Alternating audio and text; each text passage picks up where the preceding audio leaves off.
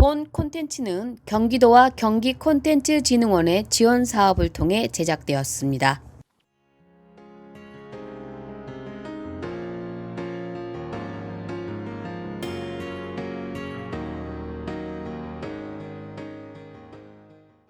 안녕하세요. 다름을 나눕니다. 별별수원입니다. 별별수원은 각자의 다른 생각을 나누고 공유하는 별의별 이야기들의 소쿠리 같은 모임입니다. 오늘의 게스트는 조영기 선생님, 그리고 윤양옥 선생님, 그리고 저는 진행자 안재성입니다. 우선은 저희 모임이 어떻게 만들어졌는지부터 말씀을 드려야 될 것 같은데요. 이 얘기는 지금 게스트이신 조영기 선생님께서 얘기해 주실까요? 예, 저희는 그 수원 미디어센터 CMN 아나운서 4기 모임으로 만났죠. 근데 상당히 유익한 모임이었고 교육도 내용도 좋고 또 동기들도 다 좋고 해서 그거를 좀 더 발전시키고 좀 이어나가고자 해서 모인 것이 저희들의 별별 수원입니다. 네. 저희 시민 아나운서가 좀 특이점이 있었잖아요. 어떤 게 있었죠? 24세부터 저 6학년 8반인 68세까지 3학년, 4학년, 5학년이 다 고루고루 포진해 있습니다. 진짜 웬만한 모임에서는 진짜 이렇게 여러 나이대가 모이기가 정말 쉽지 않잖아요. 이제 그래서 이번에 또 별별수원이라는 저희 팀까지 만들게 됐는데 오늘 이제 무슨 얘기를 할까 엄청 저희끼리 고민을 많이 했잖아요. 네. 네. 그래서 우선은 간단하게 저희 소개부터 할까요? 우선은 제일 먼저 저희 팀 리더이신 윤양옥 선생님부터 자기소개 부탁드리겠습니다. 안녕하세요. 저는 윤양옥입니다. 별별수원 정말 나이의 한계를 넘어섰고요. 저는 평균 나이라고 생각하시면 됩니다. 좀 위에 있긴 하지만 네, 만나서 너무 반갑고요. 오늘 별별수원이 함께 모여 첫 대화를 나누는데 즐거운 이야기, 우리 청취자분들과 함께 재미난 이야기 나누었으면 하는 바람입니다. 그리고 이제 조영기 선생님. 예, 저는 시민 모임, 그 시민 아나운서 모임 4기의 조영기입니다. 나름대로 제일 그 나이는 많지만은 어느 누구보다도 열정과 생각과 또 행동은 아마 30대 초반으로 보시면은 정확하다는 판단이 될 겁니다.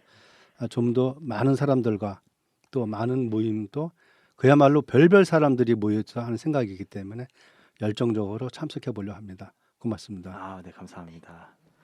진행자인 저는 제 소개를 하자면 저는 수원에서 어릴 때부터 태어날 때부터 수원에서 살았었고 이제 34년 정도가 됐죠. 88년생. 이제 올림픽둥이라고 이제 하는데 슈퍼집 아들만 34년 차입니다. 와, 대박입니다. 네, 그래서 수원에서 34년 동안 살았었고 지금은 뭐 여러 가지 일을 하고 있으면서 똑똑수원의 팀에 참여하게 됐는데요.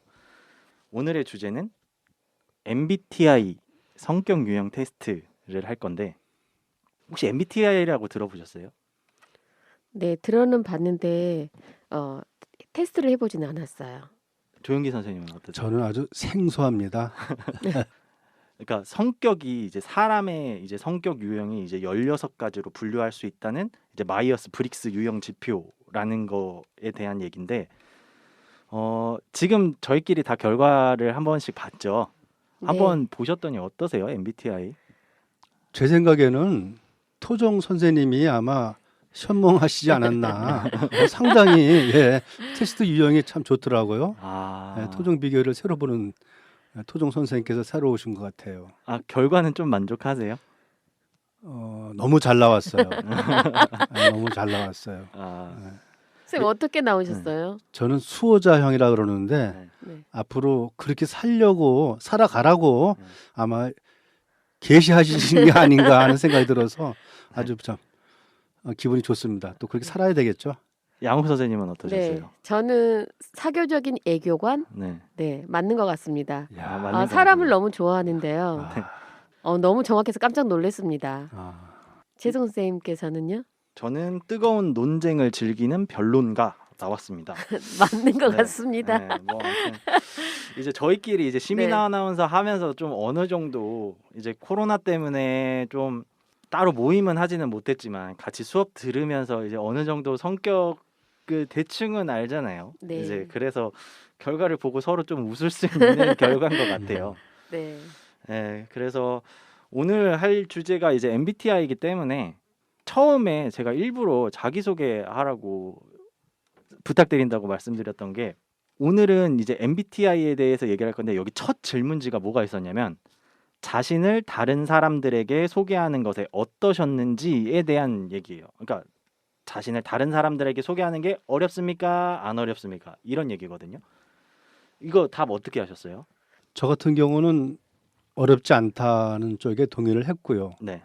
또 제가 또 요즘에 하는 행동이나 봐서 나름대로 당당하다 그러면은 좀 뭐 오만할지 모르겠지만은 그렇게 꺼리낌이 없었거든요. 그래서 저는 또 이렇게 어려움이 없고 했다고 저는 동의를 했어요.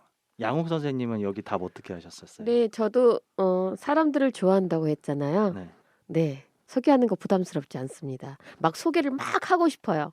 근데 사람들이 없네요.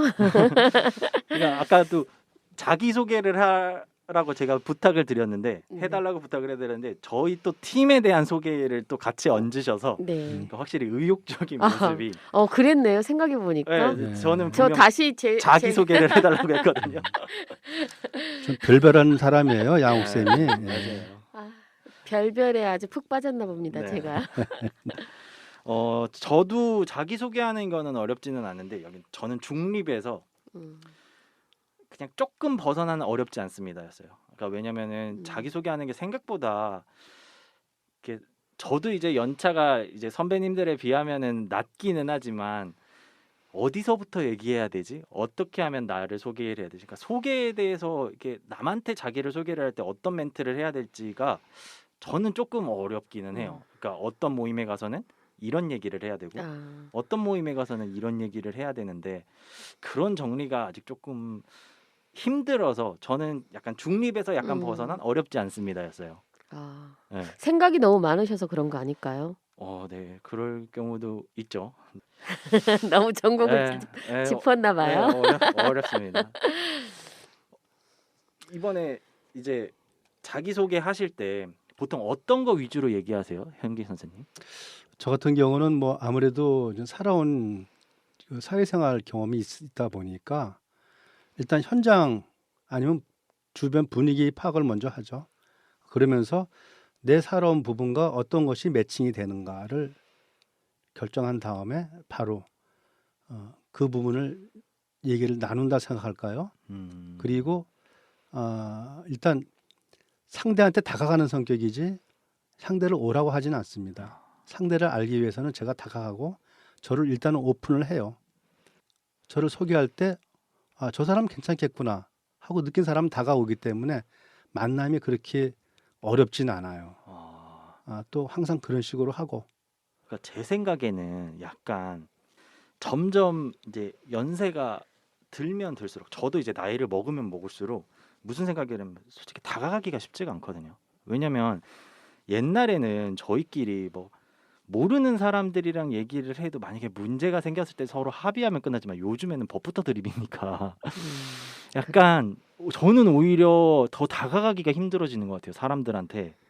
예전에는 먼저 다가가는 성격이었는데 요즘에는 그냥 그러니까 그쪽에서 제스처 정도라도 있으면은 다가가지만 굳이 아니면 이 사람한테 먼저 안 다가가게 되는 성격으로 바뀐 것 같거든요.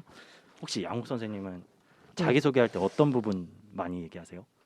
저는 그러니까 상황에 따라 다르죠. 제가 어떤 모임에 갔을지. 근데 요즘은 제가 라디오를 한 3년 하고 있는데요. 너무 재미있는 거예요. 그래서 이렇게 라디오에 궁금해하거나 라디오를 좋아하는 사람 만날 때는 제가 이런 일은 하고 있다라고 말을 하지만 일반적인 사람들을 만날 때는 주로 골프 이야기 많이 합니다. 골프를 너무 좋아해서.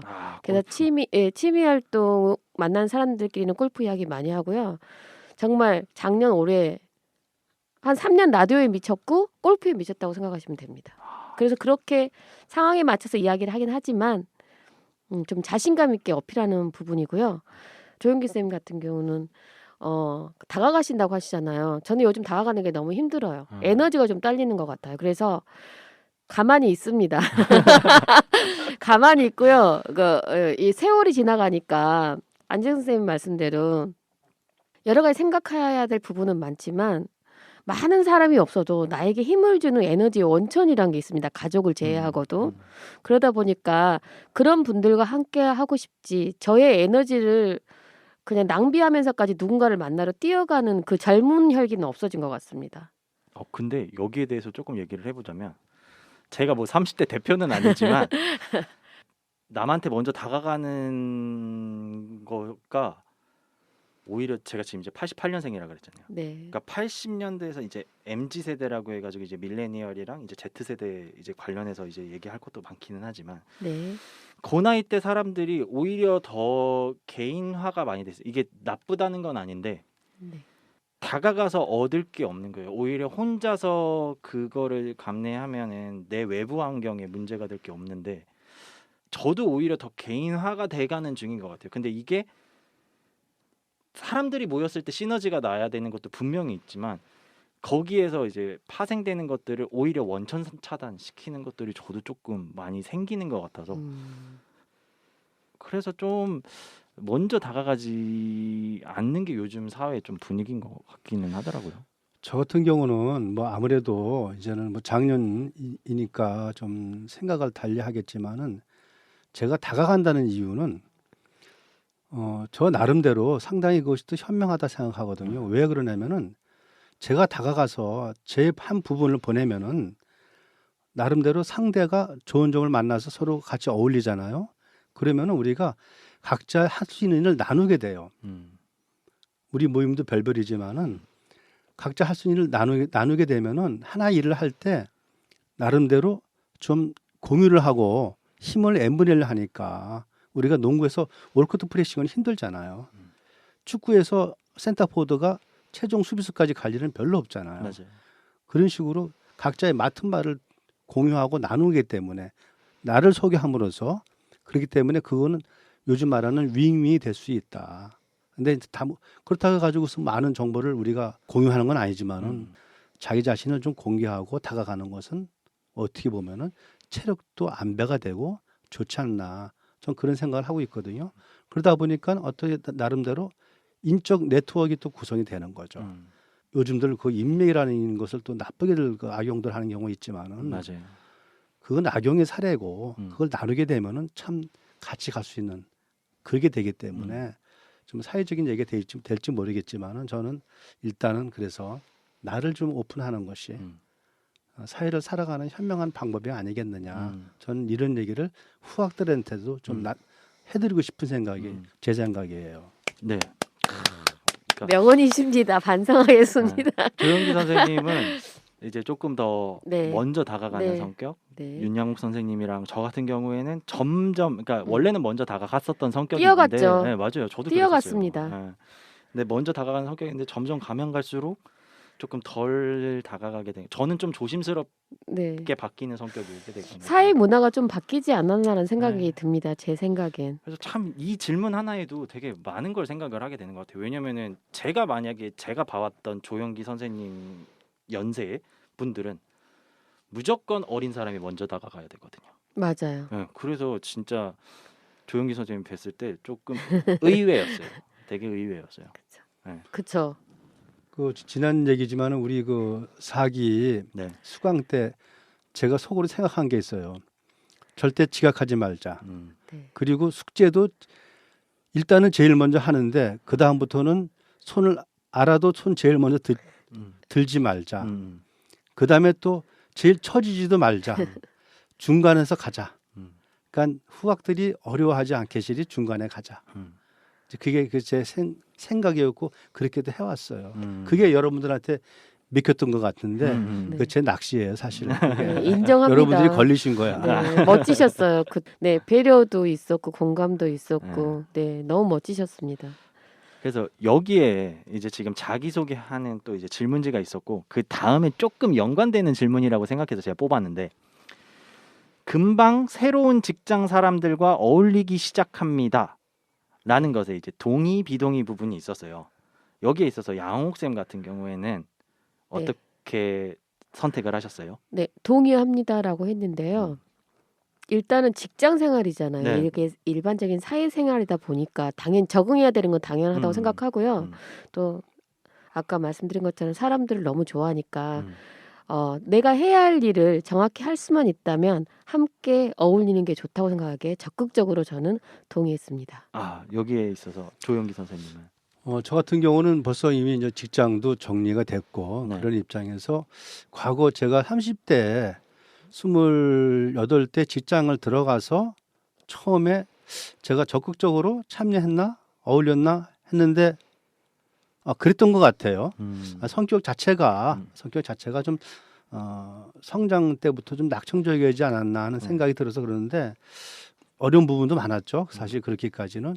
근데 지내놓고 보니까 그때 잘했다는 생각이 들지만은 일단은 좀 뭐 나름대로 어려움은 없었던 것 같고 그리고 손도 먼저 들고 그랬던 것 같아서 모르겠어요. 주변 사람들이 아마 저 친구 너무 나대지 않았나 아마 그럴지 모르겠는데 일단 저는 좀 어울리는데 직장에서 네. 그렇게 어렵지는 않았던 것 같아요. 저는 여기에 저는 되게 대부분의 선택지를 중립에서 조금 벗어난 정도였어요. 그래가지고 대부분 결과값이 50몇 대 40 몇이거든요.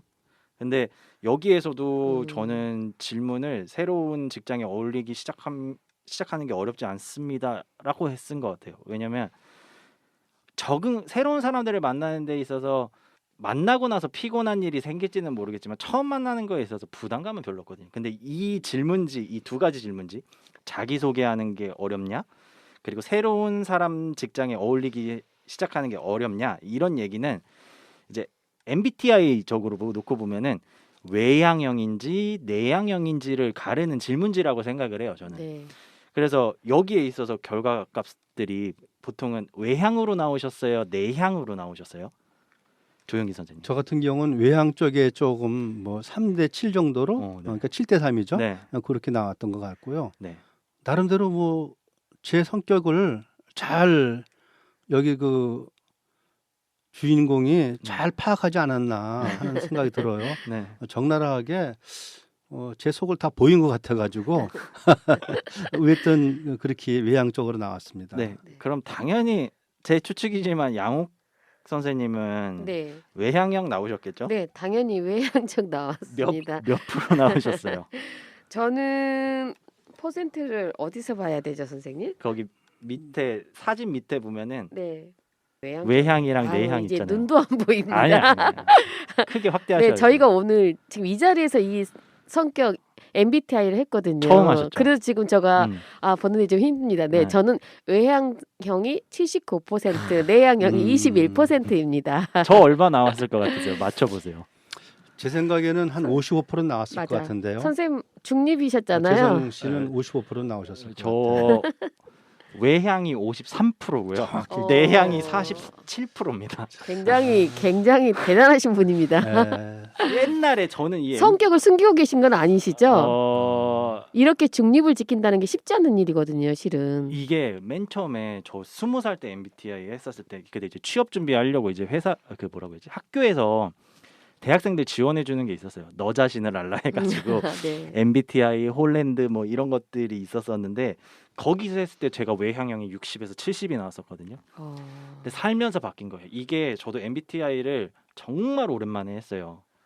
그래서 옛날 결과는 기억은 잘 안 나는데 그때는 외향이 거의 60에서 70 나왔는데 이게 사람이 어떻게 환경에 따라서 점점 네. 바뀌잖아요. 그러니까 그게 쌓여가지고 제가 이 53% 대 47%가 된 것 같아요. 왜냐면 정말 예전에 막 사람들이랑 노는 것도 좋아하고 막 새로운 모임 가가지고 막 아이디어 얘기하고 하는 거 정말 좋아했었거든요. 근데 같이 으쌰으쌰를 초반에는 잘하지만 그거를 꾸준히 하기가 쉽지가 않은데 저는 아직 열정이 남아있는데 이제 다들 이제 재미없고 막 이러다 보면은 내가 괜히 또 헛일 했나? 약간 이런 생각들이 많이 들어서 점점 그렇게 바뀌었던 것 같고 원래도 저는 별별수원팀에서 제일 마지막에 합류했죠. 네. 제일 마지막에 합류했죠. 네. 외면을 하고 계시다가 갑자기 뛰어오셨어요. 깜짝 놀랐습니다. 그러니까 약간 그런 게 있어요. 그러니까 어떤 팀플을 하면 이제 대학생분들은 많이 공감하실 텐데 팀플을 하다 보면 일을 제일 많이 하는 사람이 나와요. 원래 교수님들은 4명이 팀원이라고 하면 25%, 25%, 25%씩 일을 해주기를 바라거든요. 그래서 결과값을 내기를 바라지만 현실적으로는 거의 한 사람이 70%를 할 거예요. 그러니까 그게 대부분 저였고 막 그러다 보니까 이 팀플에 있어서 성적은 똑같이 봤는데 억울한 마음이 생기잖아요. 네. 그렇다고 같은 팀원인데 얘는 덜했어라고 교수님한테 이르기도 뭐하고 그렇죠. 그러다 보니까 점점 이제 팀보다는 내 결과값을 먼저 내는 게 중요하겠구나라는 생각이 조금 들고 요즘 세대들도 오히려 더 그래서 더 개인화가 되지 않았나 싶기는 해요. 네. 저 같은 경우는 한 직장 생활만 한 30년 이상 했기 때문에 위기를 걸어왔기 때문에 결국은 저 스스로가 혼자고 저 스스로가 또 나가서 개척해야 되고 저 스스로 답을 해서 어떤 그 물건을 만들어내야 되는 입장에서 일을 했는데 그렇기 때문에 아마 좀 더 외향적이고 진취적이고 아마 하지 않았나 그런 생각이 들어요. 또 그것이 결과가 또 좋았고 그래가지고서 소산물이 나오지 않았나 이렇게 생각을 하는 거죠. 이 부분에 있어서 저도 할 얘기 많아요. 우리 할 얘기 너무 많은 거 아니에요? 그러니까 너무 아니 많은 것 저는 같아요. 안재쌤한테 궁금한 게 있어요. 어떤가요? 근데 결국은 그러한 아까 상황을 말씀하셨잖아요. 그렇게 팀플을 하다가 개인적인 부분을 많이 이제 차지하게 됐는데 이제 저희들이 이 별별손이 나이가 있기 때문에 나이 차이가 있다 보니까 지금 조영기 쌤하고 저하고는 이 부분에 있잖아요. 저도 뭐 중간쯤은 가 있습니다. 네. 아니 그러다 보니까 솔직히 염려했을 부분도 있을 것 같아요. 별별수원 이거 똑똑 크리에이터를 합류할 이 시점에 네. 과연 발을 디뎌야 될지 나 팀플 안 좋아하는데 라는 생각을 많이 했을 때 그 생각이 진짜 궁금해졌어요 지금. 근데 합류하게 된 이유가 있으실 거 아니에요. 합류하게 된 이유는 솔직히 제가 현실적으로는 지금 정말 해야 될 일이 있는 타이밍들이 있잖아요. 네. 지금이 거의 그 타이밍인데 네. 그러니까 거기에 집중해도 못하는 시간인데 네. 지금 별별수연에 합류하게 된 이유 중 하나는 그냥 좀 복합적이었던 것 같아요. 저희가 총 시민 아나운서가 몇 명이었죠? 8명입니다. 8명이었죠. 원래는 중간에서 이렇게 조금 이렇게 벌리는 타입이라고 하면은 요즘에는 조금 멀리서 보는 타입으로 바뀌었거든요. 네. 그러니까 겉에서 보다 보면은 윤영욱 선생님께서 되게 열심히 이렇게 하자. 조용기 선생님도 이제 막 서포트 해주시고 막 이러는데 도와주시겠다는 분은 있겠지만 참여해서 하시겠다는 분들은 네. 별로 없었어요. 없죠. 네. 그러니까 이게 약간 이미지가 중첩됐던 것 같아요. 그러니까 뭔가 의욕적으로 하고 싶으신데 서포트 해줄 사람이 없어서 와해되는 것보다 네. 완전 올인해서 할 수 있는 상황은 아니지만 그러니까 어느 정도라도 서포트 해드리면 적어도 이 열정을 어느 정도는 유지시켜 드릴 수 있지 않을까라는 마음이 있었어요. 제가 이제 팀플에서 좀 이렇게 실망했던 그 감정을 안 느끼게 해드리고 싶었던 게 좀 컸던 것 같아요. 선생님 일단 박수는 쳐야 될 것 같습니다. 선생님. 상당히 너무 좋으신 생각인 감사드려요. 거예요. 아니 함께하는 별별 수원이기 때문에 선생님 정말 필요했거든요. 근데 저희들의 입장에서는 손 내밀 수가 없는 상황이죠. 왜냐하면 선생님이 바쁘시다고 했으니까. 근데 그 마음으로 참여했기 때문에 별별 수원의 이 방송이 아주 퍼펙트하게 잘 진행될 것 같다는 생각이 듭니다. 감사합니다. 우리 재성쌤 말씀에 제가 동감을 하면서 한마디로 제가 하나 더 제 얘기를 붙인다면은 제가 싫어하는 그 단어가 하나 있어요. 어떤가요? 낙낙장송. 저기 그 산꼭대기에 고고하게 혼자 버티고 있는 낙낙장송. 세상을 다 보고 다 하고 있으면서 나는 때를 묻히지 않겠다 해가지고 혼자 서서 고고하는데 저는 그 기계는 좋은데 그렇게 세상을 많이 섭렵했으면은 그거를 가기 전에 이제 낙낙장성이 이제 고사목이 될 거 아닙니까?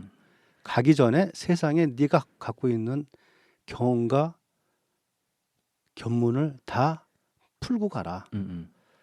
우리 미디어 우리 사기 아나운서 모임 우리 별별 수원 이 팀들이 제가 가지고 있는 아이템이라든지 살아온 어떤 콘텐츠를 제 부분 거를 어느 정도 풀어준다면은 나름대로 또 하나의 또 제가 일조가 되지 않을까. 음. 저 이런 생각을 하거든요. 음.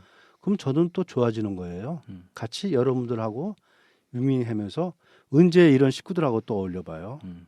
좋은 기회인데 또 아무래도 제공하게 되면은 다 기본 소양들이 계신 분들이니까 저를 아무래도 좀 이렇게 올려줄 거 아닙니까? 그러면은 또 이렇게 무등 타고 좀 올라가서 대우받고 되잖아요. 음. 투자도 아니고 투기도 아니잖아. 이건 그냥 나를 위하고 그걸 위한 거를 좀 나누면 되잖아요. 그게 바로 저는 제 기본 생각이 그래요. 그래서 다가가고 그래서 아까도 얘기했던 우리 저 여러 가지 그런 기획물을 제가 아는 걸 먼저 내놓죠. 그런 것 때문에 여러분들이 거기서 또 뭔가 또 주워 담아가지고서 여러분들의 생각과 여러분들의 젊으신 생각을 거기다 같이 또 콜라보하게 되면은 또 좋은 산물이 나오니까 상당히 좋은 얘기잖아요. 좀 뭔가 해보겠다. 그리고 또 사실 그 어려운 비대면 하면서 그 교육받은 시간이 어떻게 보면 아까운 거라. 맞아요. 그건 꼭 살려야 되겠다. 음. 8명에서 다만 몇 분이 하더라도 살려야 되고 또 나름대로 친목 모임도 그대로 간간히 가지면 되니까 거기 어떤 구속도 없고 어떻게 보면 또 자유 영혼이고 자유스러운 모임이 될 수 있으니까 전 그게 좋더라고요. 네, 저도 이제 여기서 할 얘기가 조금 있는 게 그 합류하게 것 중에 또 하나가 그러니까 지금 이 별별수원이라는 팀에 다 참여하지는 못했잖아요. 각자 하시는 일이 있어서. 근데 이대로 와야 되면 그냥 다시 모일 일은 없을 것 같다는 생각이 있어서 일단은 하나라도 끝내놓으면 언제든지 왔다 갔다 하실 수 있잖아요. 네. 그렇죠. 그것 때문에도 유지에 대한 생각? 약간 그래서 구심점 때문에 좀 복합적으로 생각해요. 제가 여기 MBTI에도 결론이 그렇게 나왔잖아요. 되게 막 MBTI에도 그렇게 나온 것처럼 그러니까 좀 여러 가지 상황을 생각을 하는 것 같아요. 오히려 조금 더 조심하게 되는 것도 있는데 네. 그래도 좀 해야 될 때는 해야 되지 않나. 근데 또 인생 선배님들 앞에서 주름 잡는 게 조금 그렇기는 하지만 주름 잡아 보세요. 이게 꼭 내가 선택한 게 아무리 좋은 결과값이 나왔다고 해도 그 최종적인 결과가 내가 원하는 모습은 아니더라고요. 살다 그렇죠. 보니까. 예. 그러니까 내가 정말 열심히 살아서 성취를 했는데 성취하고 보니까 내가 생각했던 그 성취물이 아니네라는 경우들도 되게 많았고. 그러니까 물론 열심히 해야 되는 건 맞지만 빨리만 가는 게 과연 맞는 얘기일까라는 생각도 그러니까 옛날부터 좀 많이 해요. 저는 항상 방향이 중요하다는 사람이기는 한데 요즘에는 일단 빨리 가서 성취부터 먼저 해놓고 그 다음부터 파생을 하는 게 요즘 시대에는 저는 맞다고 생각을 해요. 예전에는 한 방향으로 올곧게 갈 수 있었다면 요즘에는 그 방향이라는 게 너무 진짜 사람이 스스로 기준이 없다 보면 되게 왔다 갔다 하기가 그러니까 좀 주관 잡기가 어려운 세상이라 그래가지고 저는 방향이 중요하다는 생각을 항상 가지고 살았지만 요즘에는 좀 속도가 중요하다는 생각을 하고 있거든요. 근데 이제 이번에 참여를 하게 된 것도 정말 이번에 필요한 내용이 해야 될 일이 있었지만 그것도 지금 아직은 하고 있어요. 그러니까 시험을 준비를 해야 돼서.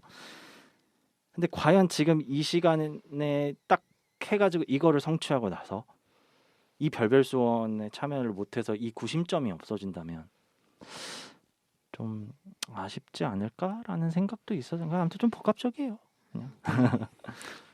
요즘은 우리가 뭐 M세대, Z세대 뭐 이런 얘기도 저도 상당히 생소하지만은 그래서 일부러 그걸 들여다봤어요. Z세대가 뭔가 네. 봤는데 요즘에 가끔 가다가 우리가 또 캠핑 같은 게 유행하잖아요. 네.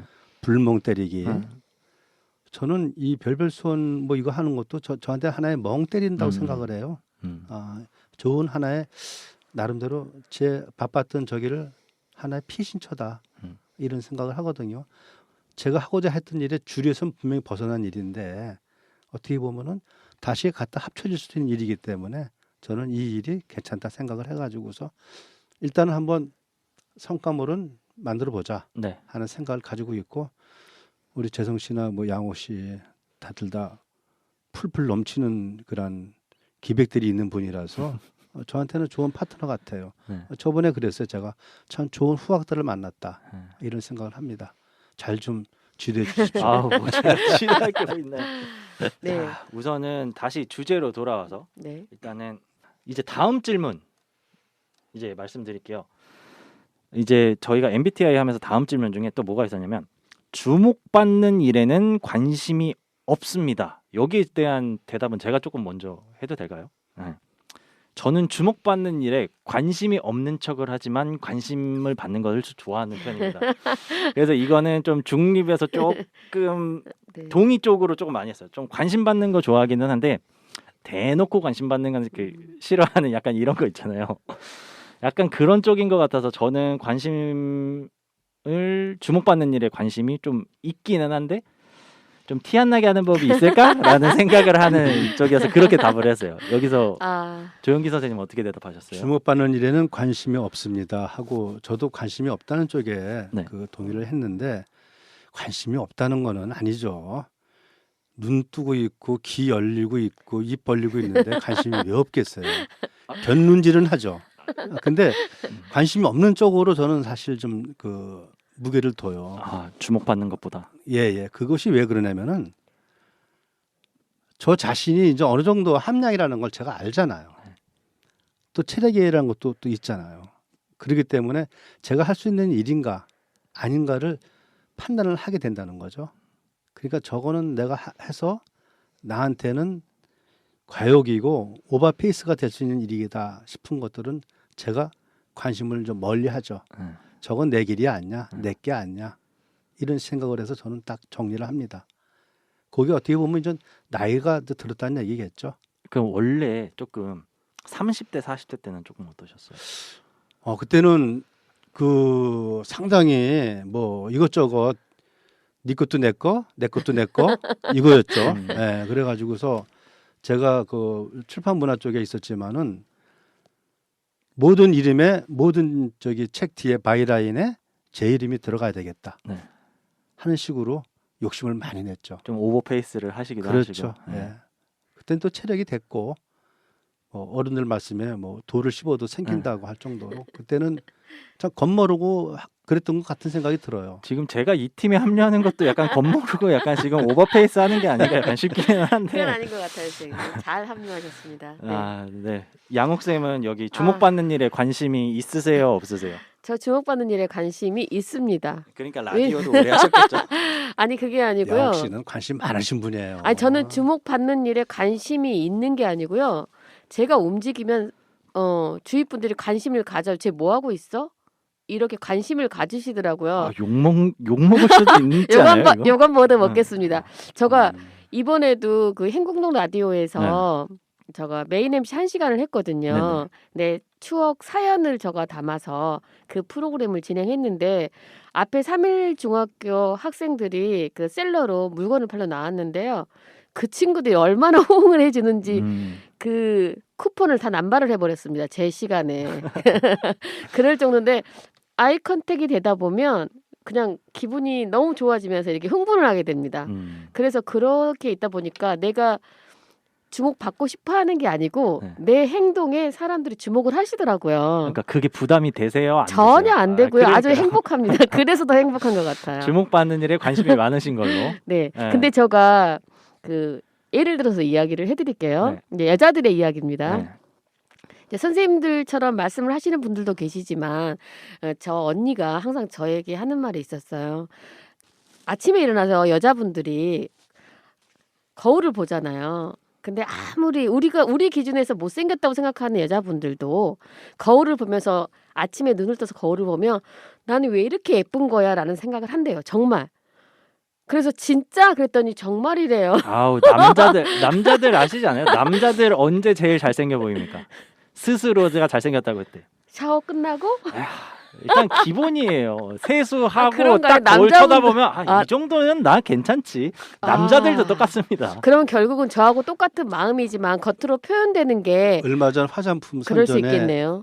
남자 모델이 스킨을 바르고 얼굴을 쫙 때리는 그런 그 장면이 있었죠. 네. 그게 남자들이 대부분 그래요. 네, 남자들이 그 대부분 여자도 그래요. 남자 다 그런 거네 결론은. 남자들도 못생겨도 네. 일단은 세수하고 딱 하고 거울 딱 그 습기 찬 거 살짝 보면 이 정도면 나 괜찮지. 다 그래요 남자애들도. 아드님 있으시잖아요. 네. 아들한테 물어보세요. 너 네가 스스로 언제 잘생겼다고 느껴지니? 라고 하면 혹시 세수할 때 너 잘생겼다고 생각해? 라고 하면은 거의 대부분 남자들은 딱 세수하고 난 그 습기 찬 거울의 내 어. 모습이 잘생겼다고 생각하고 있을 아, 거예요. 그런가요? 한번 오늘 여자들만 밤에 그런 거 가서 아니야. 물어봐야겠습니다. 네, 한번 물어보세요. 자, 이제 다음 질문 한번 드려볼게요. 중요한 결정을 내려야 할 때 일반적으로 가슴보다는 논리가 중요하다. 네. 양옥 선생님이 먼저 해주세요. 어떤 게 먼저 중요하세요? 저는 논리가 중요합니다. 왜냐하면 사실을 바탕으로 논리를 해야 되거든요. 근데 그게 사실이 아닐 경우는 힘든 상황인 거잖아요. 그래서 논리가 중요하고요. 때에 따라서는 가슴으로 움직여야 될 부분도 있어요. 그러니까 저 생각에. 그럴 때는 가슴이 조금 더 움직이겠지만 되도록이면 논리 정연하게 일을 마무리하는 게. 그리고 저는 일이 진행됐다면 끝나는 게 딱 좋아요. 딱 정리가 된 게 되어야지 잠을 편하게 잡니다. 그게 막 하다마다 이러면 되게 싫거든요. 네. 조영기 선생님은 논리가 중요하세요? 가슴이 중요하세요? 저는 중요할 때. 솔직한 얘기로 가슴이 중요하다고 얘기하고 싶은데 지금은 논리가 중요할 수밖에 없어요. 왜 어떤 부분에서요? 젊었을 때는 가슴으로 뒷매들었죠. 네. 열정이죠, 열정.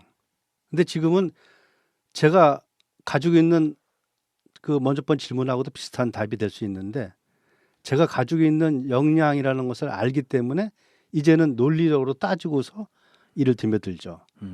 근데 이제 그전 같은 경우는 딱 봐서 저거는 내가 120%, 200% 나라면 이렇게 하겠어 하고 가슴으로 뒷매드는데 그 부분이 사실 지금 보면 나이라는 거를 알기 때문에 이런 답을 할 수 있는 것이 저로서는 사실 좀 안타까운 부분이에요. 가슴으로 뒷매들어야 되는데 네. 이제는 좀 논리로 한다는 것이 어떻게 보면 좀 차가운 얘기죠. 뜨거운 가슴으로 뒷매들어야 되는데 이제는 6학년 8반이라는 나이가 논리로만 할 수밖에 없는 전 상황이다. 그래서 지금은 논리적이에요. 그럼 여기서 약간 조금 벗어난 질문이긴 한데 여행 가실 때 네. 계획을 철저히 세우시는 편이세요? 아니세요? 선생님, 조영기 선생님. 저 같은 경우는 계획을 철저히 세워요.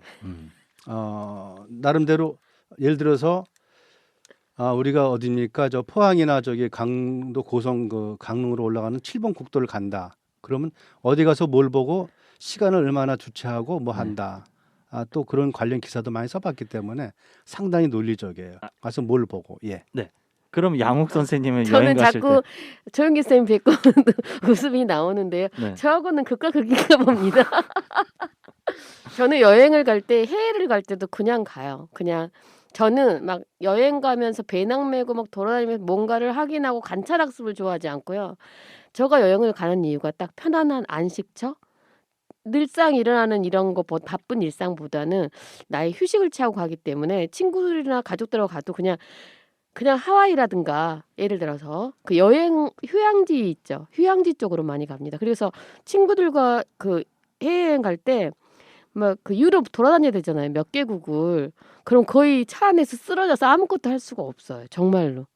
그래서 저는 휴양지에서 편하게 그냥 내 기분대로 그냥 가는 여행입니다. 저도 이 부분에 있어서는 양옥 쌤이랑 비슷해요. 원래 예전에는 20살 때는 돈이 없었으니까 배낭 적어도 메고. 어디 장소를 가면 음. 봐야 될 포인트는 다 보고 와야겠다라는 게 있었어요. 네. 20살, 20대 때는. 근데 이게 계획을 세우더라도 그때 뭐 날씨 상황이라든지 교통 상황이라든지 이런 것 때문에 결국엔 그 계획이 안 지켜지고 무리하고 피곤해서 갔다 오면은 내가 여행을 갔다 온 거야, 일을 갔다 온 거야 싶어서 요즘에 저도 대부분 여행지만 정하고 그리고 포인트는 뭐 한 군데 정도 여기만이라도 갔다 오자라고 하고 보통은 거의 숙소에서 맞아요. 숙소 근처에서 여유를 즐기는 편으로 네. 거의 바뀌는 것 같아요. 저는 또 계획은 잘 안 합니다. 그래서 조영기 선생님은 여행을 보통 계획을 짜서 가시는 편, 윤영옥 그렇죠. 선생님이랑 저는 보통은 그냥 장소, 지역 정도만 정하고 계획을 잘 안 하고 가시는 편. 그러니까 여기에 대한 이제 결론이 보통은 어느 쪽에 있냐면 내향인지 외향인지 막 이런 거 있었잖아요. 네. 여기 보면은 전술 쪽에 보면은 계획형이냐 탐색형이냐 네. 뭐 약간 이런 쪽인 것 같거든요. 왠지 이 질문이 약간 이런 느낌인 것 같아요. 계획 근데 저는 왜 네. 계획형이라고 나왔을까요? 68%인데. 아니면은 네. 조금 뭐 직관형 현실주의형 약간 요런 그것도 쪽인가? 현실주의형이에요. 아, 62%. 저는 외향형, 현실주의형, 원칙주의형, 계획형, 자기주장형 이렇게. 조영기 선생님은 어떻게 나오셨어요? 저 같은 경우는 거의 다 외향형이고요. 네. 본성은 저기 원칙주의형. 그건 이제 아무래도 이제 나이라는 거가 이제 나온 것 같아요. 그리고 역시 전술은 계획형 쪽에 나오고. 네.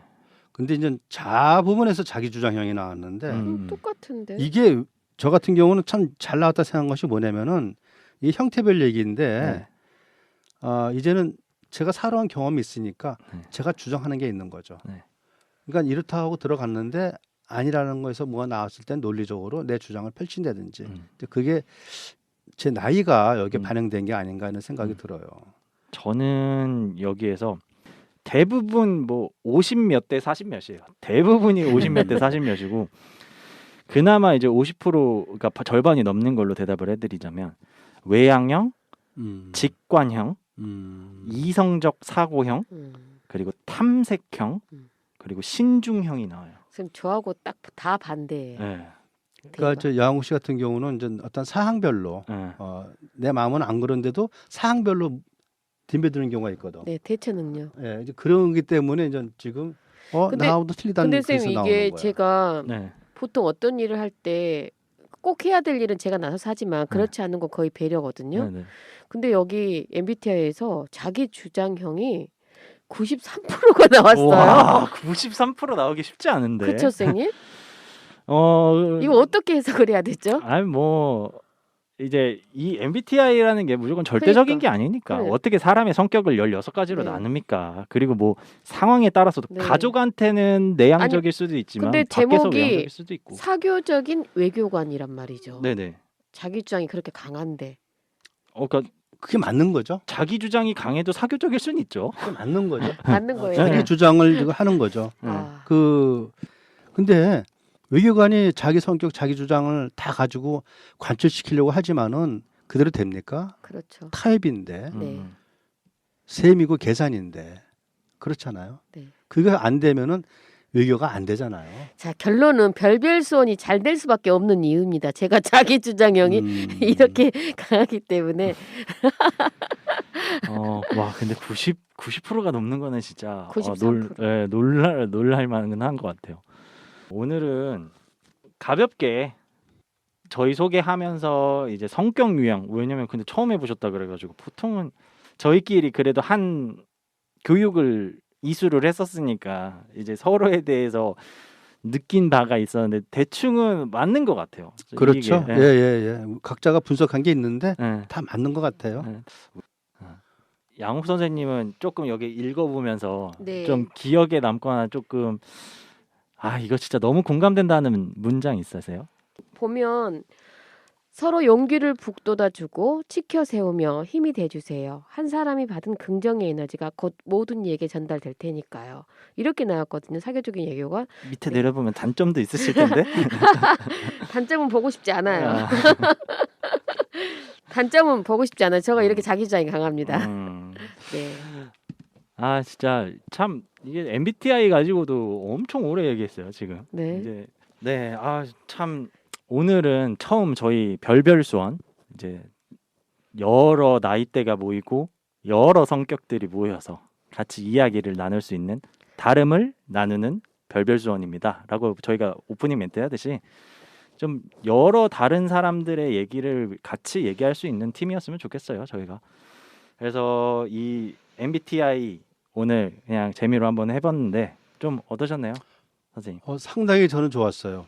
역시 다름과 나눔을 공유하면은 저한테 지금 이 느낌 그대로 즐거움이 온다는 거.